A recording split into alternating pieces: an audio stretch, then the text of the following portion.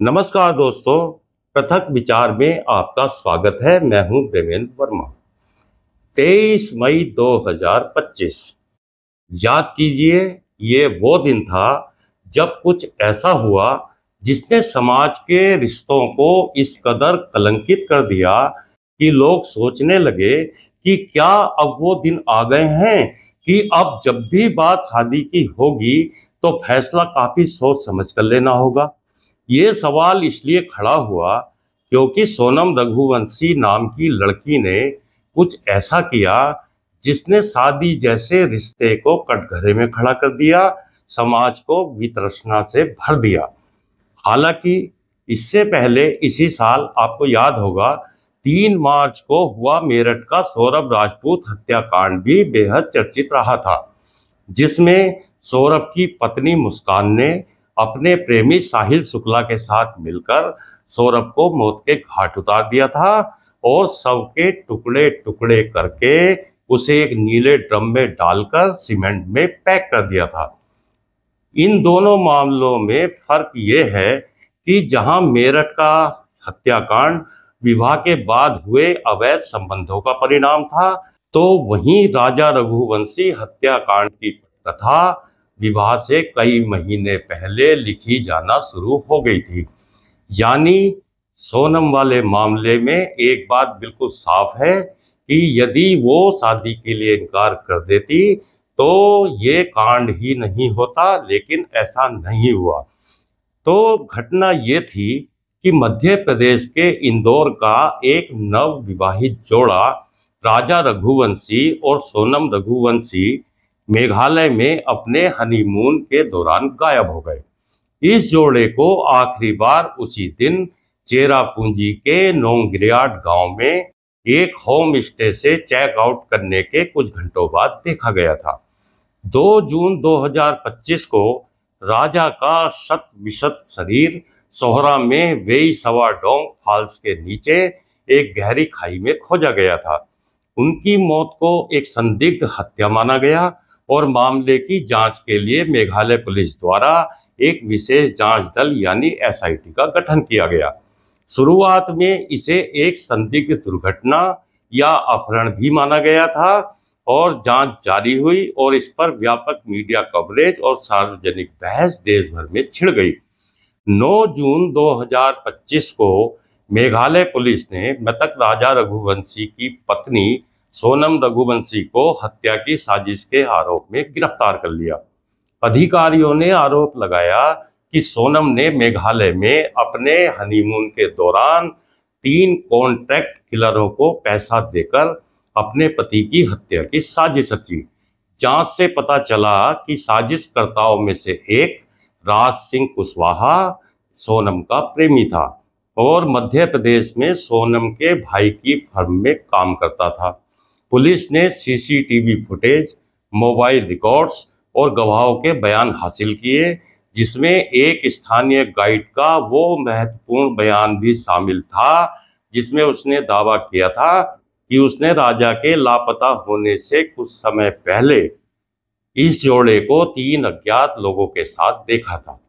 2 हफ्ते से अधिक समय तक लापता रहने के बाद सोनम को उत्तर प्रदेश के गाजीपुर में गिरफ्तार किया गया और बाद में हिरासत में पूछताछ के लिए मेघालय स्थानांतरित कर दिया गया था। मेघालय पुलिस के विशेष जांच दल यानी एसआईटी ने राजा रघुवंशी हत्याकांड में अब अपना आरोप पत्र दाखिल कर दिया है और मृतक की पत्नी सोनम रघुवंशी, उसके प्रेमी राज कुशवाहा और 3 अन्य पर हत्या का आरोप लगाया है। मेघालय पुलिस ने एक बयान में कहा कि इंदौर के व्यवसायी की हत्या के सिलसिले में सोहरा सब डिवीजन के प्रथम श्रेणी न्यायिक मजिस्ट्रेट की अदालत में 790 पृष्ठों का आरोप पत्र दाखिल किया गया है। इस हत्या ने इस साल की शुरुआत में पूरे देश को झकझोर कर रख दिया था। सभी 5 आरोपियों को गिरफ्तार कर लिया गया था और वे फिलहाल न्यायिक हिरासत में हैं। सोनम और राज के अलावा आकाश राजपूत, आनंद कुर्मी और विशाल सिंह चौहान पर 23 मई को अपने हनीमून के दौरान महिला द्वारा अपने पति की हत्या में कथित तौर पर मदद करने का आरोप लगाया गया है। सभी आरोपियों पर हत्या के लिए धारा 103(I), अपराध के साक्ष्य को गायब करने के लिए धारा 238(A और भारतीय न्याय संहिता के तहत आपराधिक षड्यंत्र के लिए धारा 61(2) के तहत आरोप लगाए गए हैं। मेघालय पुलिस की प्रेस विज्ञप्ति में कहा गया है कि 21 मई 2025 को राजा रघुवंशी और उसकी पत्नी सोनम रघुवंशी इंदौर मध्य प्रदेश से अपने हनीमून ट्रिप के लिए शिलोंग आए और फिर सोहरा चले गए। 26 मई 2025 को यह जोड़ा सोहरा से लापता हो गया। इसके बाद दोनों की तलाश के लिए तुरंत एक तलाशी अभियान शुरू किया गया।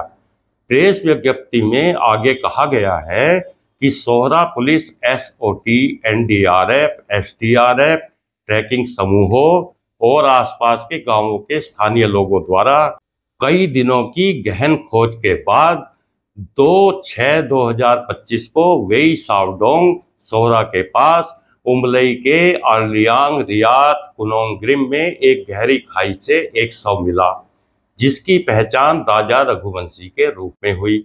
इस संबंध में सोहरा पुलिस थाने में मामला संख्या 07/2025 धारा 103/1-238(A)/309(6)/3(6) BNS अधिनियम के तहत दर्ज किया गया। प्रेस विज्ञप्ति में कहा गया है कि गिरफ्तार आरोपियों के खिलाफ पर्याप्त भौतिक साक्ष्य और संलग्नक के साथ 790 पृष्ठों का आरोप पत्र आज सोहरा उपमंडल न्यायालय के प्रथम श्रेणी न्यायिक मजिस्ट्रेट की अदालत में दाखिल किया गया है। ये केस उस समय बेहद चर्चित रहा था। इस पर समाज में गहन चर्चा छिड़ गई थी। मीडिया में इस पर लंबे लंबे डिबेट हुए थे। इसी बीच पुलिस की गहन जांच भी लगातार जारी रही और अब अदालत में चार्जशीट भी दाखिल कर दी गई है। अब आगे इस केस में क्या होगा, ये अब न्यायालय में तय होगा। आरोपियों को सजा होगी या फिर वो बरी होंगे, इसका जवाब तो फिलहाल वक्त के अलावा किसी दूसरे के पास नहीं है। आप लोग इस केस के बारे में क्या सोचते हैं, कृपया कमेंट करके बताएं। तो इस वीडियो में इतना ही। आपसे निवेदन है कि चैनल को सब्सक्राइब करें, वीडियो को लाइक करें और कमेंट भी जरूर करें। नमस्कार।